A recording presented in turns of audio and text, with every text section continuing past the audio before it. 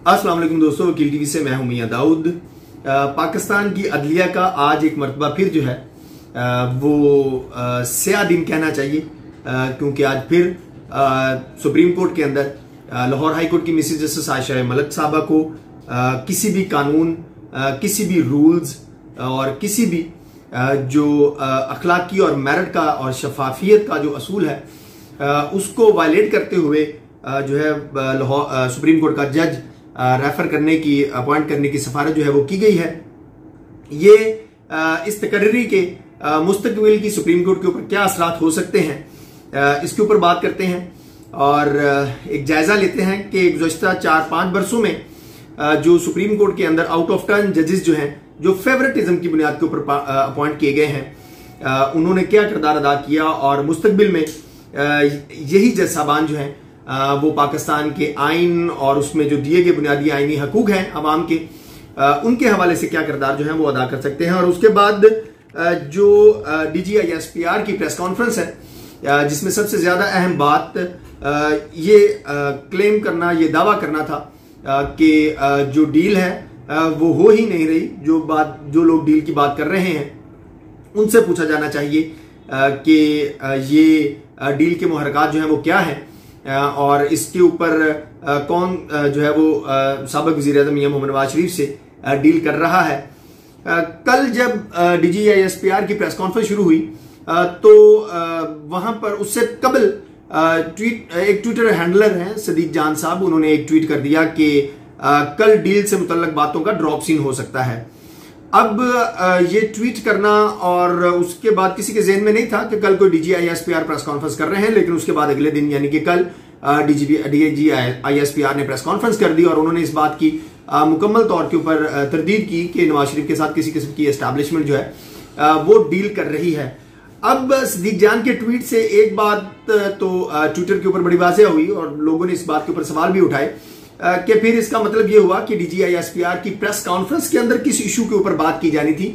ये भी पहले से तयशुदा था। लेकिन जो सोशल मीडिया सार्फिन है, अब तो पाकिस्तान में असल खबर ही सोशल मीडिया के ऊपर मिलती है, उनके मुताबिक ये जरूरत क्यों पेश आई एस्टैब्लिशमेंट की तरफ से ये वजाहत करने की कि पाक फौज की या एस्टैब्लिशमेंट की नवाज शरीफ के साथ या जो अपोजिशन जमातों का एक ग्रैंड डेमोक्रेटिक अलायंस बना हुआ है उसके साथ किसी किस्म की डील चल रही है, ये सबसे ज्यादा हैरानकुन बात थी। और उसके बाद एक सीनियर जर्नलिस्ट हैं और बहुत सारे सीनियर जर्नलिस्ट हैं, उन्होंने इस बात को लेके और DGISPR की तस्वीर जो है प्रेस कॉन्फ्रेंस की तस्वीर लगाकर उन्होंने इस बात का कहा कि ये बिल्कुल गलत बयानी की जा रही है कि डील एस्टैब्लिशमेंट की नवाज शरीफ के साथ नहीं हो रही थी। वो तो नाम भी बता सकती हैं, शमा जुनेजो साहबा का ट्विटर हैंडलर देखें तो उन्होंने कहा कि वो तो नाम भी बता सकती हैं कि मिलिट्री एस्टैब्लिशमेंट का कौन सा बंदा जो है वो नवाज शरीफ के साथ डील करने के लिए या बातचीत करने के लिए गया। तो इसके बाद ये बड़ी हैरानकुन बात है और उसके बाद फिर लोग जो है वो इस टो में लग गए कि अगर मिलिट्री एस्टैब्लिशमेंट की तरफ से मुकम्मल तौर के ऊपर तरदीद आ गई है तो, और अगर दूसरी साइड की बात मान ली जाए तो फिर डील खराब कहां से जाकर हुई। लंदन में मौजूद जो हमारे जराए हैं, मेरे जाती जराए जो हैं वो और कुछ जो आप मुख्तलिफ सर्कल्स कह लें, वो इस बात की तस्दीक करते हैं कि जो एस्टैब्लिशमेंट और नवाज शरीफ साहब के दरमियान डील के जो नुकात थे उनके ऊपर इत्तफाक राय नहीं हो सका। ये इस बात को खुशाइंद कहा जाए या ये कहा जाए कि जो नवाज शरीफ हैं वो अब एस्टैब्लिशमेंट को ब्लैकमेल करने की कोशिश कर रहे हैं, ये तो आने वाला वक्त इस बात का फैसला करेगा। लेकिन बज़ाहिर अभी मौजूदा सूरत हाल में हमारे ज़राए जो हैं वो ये दावा करते हैं कि नवाज शरीफ साहब की तरफ से जो शराइत रखी गई थी उसमें एस्टैब्लिशमेंट को जो है वो नुकसान हो रहा था और एस्टैब्लिशमेंट को अपना किरदार जो है वो बिल्कुल महदूद होता हुआ नजर आ रहा था, और जिसमें इस बात का भी ज़राए के मुताबिक ये मुतालबा था कि जिन लोगों ने इलेक्शन प्रोसेस को सबूताज किया उनके खिलाफ कार्रवाई का मुतालबा जो है वो किया जा रहा था और ये अनाउंस किया जा रहा था। और उसके बाद ज़राए ने ये भी दावा किया है कि इस बात की भी जो है साबिक वज़ीर-ए-आज़म मियां मोहम्मद नवाज शरीफ साहब ने गारंटी मांगी है कि मुस्तकबिल के अंदर जो चीफ ऑफ आर्मी स्टाफ हैं वो जनरल फैज हमीद जो हैं उनको तैनात नहीं किया जाएगा, क्योंकि इस हवाले से सोशल मीडिया के ऊपर और मीडिया के ऊपर बहुत सारी खबरें आ चुकी हैं कि जो लेफ्टिनेंट जनरल फैज हमीद साहब हैं वो मुस्तकबिल के चीफ ऑफ आर्मी स्टाफ होंगे। तो इस तरह की और फिर एक दो और नुकात हैं जिनके ऊपर साबिक वज़ीर-ए-आज़म मियां मोहम्मद नवाज शरीफ की तरफ से जो है वो मुतालबा था और ये बड़ी वजाहत के साथ था कि मुस्तकबिल के अंदर ऐसे वाक़या जो हैं वो नहीं होंगे, फिर जो है एस्टैब्लिशमेंट जो है वो न्यूट्रल हो और जिसका फिर जो रोल बनता है वो अपनी कैंपेन के मुताबिक, अपनी सियासी जद्दोजहद के मुताबिक अपनी सीटें लें और अपनी हुकूमत बनाए। लेकिन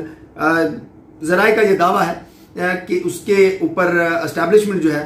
वो नहीं मानी, जब साबिक वज़ीर-ए-आज़म मियां मोहम्मद नवाज शरीफ ने मुकम्मल तौर के ऊपर इनकार कर दिया कि इसके अलावा किसी और के ऊपर बात नहीं होगी, हमारा जो असूली मौक़िफ़ है उसके ऊपर ही हम कायम हैं। तो उसके बाद फिर ये ज़रूरत पेश आई कि DGI-SPR ने कबल वक्त ये कह दिया कि जी डील जो है वो हो ही नहीं रही। इसके अलावा वो कुछ कह भी नहीं सकते थे। मतलब ये कभी भी रिकॉर्ड का हिस्सा है, कभी भी कोई भी जो ऑफिशियल सरकारी ओहदेदार हैं या जिम्मेदारान हैं वो अब ये तो नहीं कह सकते कि जी हाँ डील हो रही थी। ऐसी स्टेटमेंट तो दी ही नहीं जा सकती और ना ही हो, ऐसी स्टेटमेंट जो है वो कभी भी ऑन रिकॉर्ड दी जाती हैं। ये तो हालातों वाक़यात और मूवमेंट जो हैं और बैक एंड पे गाड़ियों का अंदर आना जाना और फिर लाहौर से जो है वो जो प्राइवेट तैयारे हैं उनके अंदर जो सफर होना और ये सारी चीजें जो हैं ये मिलाने से फिर पता चलता होता है कि डील हो रही है या नहीं हो रही। बहरहाल ये डील नाकाम होने की वजह ये नहीं है कि एस्टैब्लिशमेंट की जो है वो डील हो नहीं रही थी, बल्कि असल खबर ये है कि साबिक वज़ीर-ए-आज़म मियां मोहम्मद नवाज शरीफ साहब ने जो है वो अपने असूली मौक़िफ़ से जो है वो पीछे हटने से इनकार किया है, जिसकी वजह से ये डील एस्टैब्लिशमेंट और नवाज शरीफ के दरमियान जो है, सिर्फ नवाज शरीफ के दरमियान जो है वो नाकाम हुई है। अब इसके सियासी फायदे जो हैं वो किसको होते हैं किसको नहीं, वो आने वाले वक्त में जो है वो वाज़िया होगा कि एस्टैब्लिशमेंट जो है अब वो पीपल्स पार्टी की तरफ झुकाव रखती है या फिर उसको जो इमरान खान की कड़वी गोली जो है वही निकलनी पड़ती है। इसका फैसला तो आने वाला वक्त करेगा, लेकिन बाज़ाहिर हालात ये लग रहे हैं कि एस्टैब्लिशमेंट जो है वो इमरान खान की कड़वी गोली जो है उसके ऊपर ही गुजारा करेगी। आने वाले वक्त में क्या होगा ये भी कहना बहुत ज्यादा जो है वो कबल वक्त है। अब मिसेस जस्टिस आयशा मलिक साहबा की नॉमिनेशन जो है वो जुडिशल कमीशन ऑफ पाकिस्तान के मेंबरान ने आज 5 मेंबरान ने एंडोर्स कर दी है और 4 मेंबरान ने जो है वो मुखालफत की है। इससे पहले भी जब सिंध हाई कोर्ट से मिस्टर जस्टिस मोहम्मद अली मजहर साहब को सुप्रीम कोर्ट के लिए नॉमिनेट किया गया था तो उनकी तैनाती भी इसी तरह मुतनाज़ा रही और ये तैनाती जो है ये भी इसको जो है वो मुतनाज़ा ही समझा जाना चाहिए, क्योंकि जो 4 जुडिशल कमीशन के अराकीन हैं उन्होंने इस तैनाती की मुखालफत में वोट दिया और उनका ये मुतालबा था कि पहले रूल्स जो हैं वो वजह किया जाना चाहिए, तरीकाकार एक बनाना चाहिए कि सुप्रीम कोर्ट के अंदर और हाई कोर्ट्स के अंदर जो जजेस की तैनातियों का अमल है वो किस तरीके से होना चाहिए। कोई ना कोई तो कानून होना चाहिए। हमें भी ये अभी आके पता चला है, हमसे मुराद जनरल पब्लिक को, कि पाकिस्तान की अदलिया वो वाहिद अदारा है जिसके अंदर जो जजेस की तैनाती का कोई तरीकाकार ही मौजूद नहीं है और उसका नतीजा क्या निकलता है कि फिर जनरल मुशर्रफ जो है उनको खुसूसी अदालत सजा देती है, सजाए मौत देती है आइन से जो है वो रूगर्दानी के जुर्म के अंदर, और फिर हमें पता चलता है कि जो तरीकाकार चूंकि नहीं था और फेवरेटिज्म की बुनियाद के ऊपर जो जजेस अपॉइंट किए गए थे वो फिर बाहर बैठे हुए जनरल मुशर्रफ को, मुजरम को जो है वो अक्विट कर देते हैं, अक्विट करने की कोशिश करते हैं। बहरहाल अभी वो अपील सुप्रीम कोर्ट में पेंडिंग पड़ी हुई है और शायद ये मेरा तज्जिया है, ये मेरी राय है, आप इससे इख्तलाफ कर सकते हैं कि शायद इस तरह की तैनातियां जो हैं वो इसीलिए की जा रही हैं कि मुस्तकबिल के अंदर जो रियासत के मफादात हैं उनका तहफ़्फ़ुज़ जो है वो किया जा सके। अली अहमद कुर्द साहब की जो तकरीर है वो बड़ी तकलीफदेह है और उससे बहुत सारे लोगों को तकलीफ होती है, लेकिन अली अहमद कुर्द साहब जिस बात की निशानदेही करते हैं वो बात 100% दुरुस्त है कि सुप्रीम कोर्ट के अंदर से अगर आप 1, 2, 3 जज साहबान जिसमें मिस्टर जस्टिस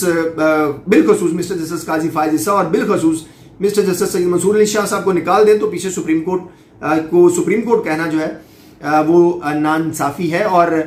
शायद उसकी वजह यह है कि माजी के अंदर, यानी कि अब माजी करीब के अंदर 4-5 साल के अंदर जो सुप्रीम कोर्ट ने सियासी मामलात के अंदर, हुकूमती मामलात के अंदर जो अपना किरदार अदा किया है वो बहुत ही ज्यादा काबिल एतराज है। अवाम ने उन फैसलों को तस्लीम नहीं किया। आप पनामा केस का फैसला ले लें, आप सेनेट इलेक्शन वाला फैसला ले लें, आप जो DHA बलोचिस्तान है वो केस ले लें, इन तरह के और भी बहुत सारे केसेस हैं जिनको अवाम ने अप्रिशिएट नहीं किया। और बाहर नजर आया कि जो सुप्रीम कोर्ट का टिल्ट है, झुकाव है, वो रियासत के मफादात की तरफ है। और लोगों को दिखाने के लिए ये आपने जो कंटोनमेंट बोर्ड्स के अंदर तजावजात वाली जो सारी कार्रवाई देखी सुनी, ये लोगों को दिखाने के लिए एक बहुत अच्छी कार्रवाई है, लेकिन अमली तौर के ऊपर सुप्रीम कोर्ट एक भी अमली अपने अहकामात के ऊपर अमलदरामद नहीं करवा सकी। कैंटोनमेंट के अंदर जो भी गैर कानूनी तजावजात थी वो आज भी कायम है, पहले भी कायम थी, और मुस्तकबिल में भी जिस तरह की सुप्रीम कोर्ट के अंदर तैनातियां हो रही हैं, हम ये समझते हैं कि मुस्तकबिल के अंदर में भी ये तजावजात जो है, गैर कानूनी तजावजात जो है वो कायम रहेंगे। इसका सबसे बड़ा नुकसान जो है वो निज़ाम अदल को है, पाकिस्तान के उस अदारे को है जिसके साथ मैंने, मेरे समेत हर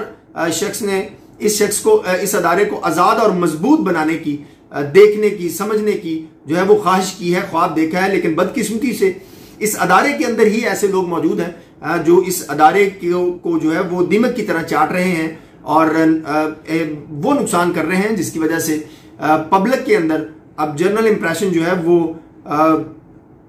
अदलिया की एहतराम के हवाले से कह लें, अदलिया की साख के हवाले से कह लें, वो बड़ा ही मायूस कुन है। और उसकी वजह ऐसे ही फैसले हैं कि जब आप काबिलियत की बजाय फेवरेटिज्म की बुनियाद के ऊपर ऐसे जज साहबान को जो है वो सुप्रीम कोर्ट के अंदर ले जाएं, तैनात कर दें, जिनका सारा झुकाव जो है वो रियासत के मफादात का तहफ़्फ़ुज़ करना हो और जो अवाम के बुनियादी हकूक हैं उनके मफादात का तहफ़्फ़ुज़ करना ना हो। इसका नुकसान ये होता है कि आज आप देख लें कि साकिब निसार साहब का नाम कोई भी शख्स जो है वो अच्छे लफ्जों में नहीं लेता। आप इसका नुकसान देख लें कि अभी 1-2 दिन पहले chief justice Pakistan mister justice Gulzar Ahmed साहब जो हैं वो इस्लामाबाद हाईकोर्ट बार से खिताब करने के लिए गए, तो इस्लामाबाद हाईकोर्ट के